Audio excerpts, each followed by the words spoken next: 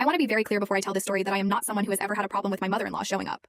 In the 3 years my husband and I have been married, I have welcomed her into our home more times than I can count, cooked for her, driven her to appointments when she needed it, included her in things she was not invited to because I believed that family meant showing up for people even when it was inconvenient. I say all of that so you understand that what happened 4 weeks ago was not the result of a woman who was difficult or unwelcoming or looking for a reason to cause a problem. Her name is Patricia and she is 64 years old, and she has always had a relationship with her son that I chose to describe to myself as close, rather than what it actually is, which is enmeshed in a way that I spent 3 years finding workarounds for instead of naming directly. My husband and I had been planning a weekend away for 2 months, just the two of us.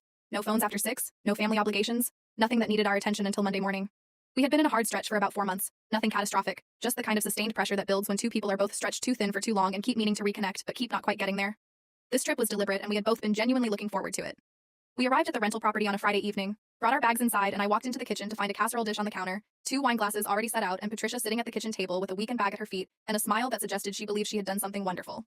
She had called the rental company directly, told them she was my husband's mother, and that there had been a family emergency, and that she needed the access code to let herself in before we arrived. There was no emergency. She had simply decided she wanted to come and had found a way to make that happen without asking either of us. My husband stood in the doorway of that kitchen for a long moment, and I watched his face go through several things before it settled, and I want to tell you what he did next because it matters, and because it is not what I expected. Part 2 coming soon.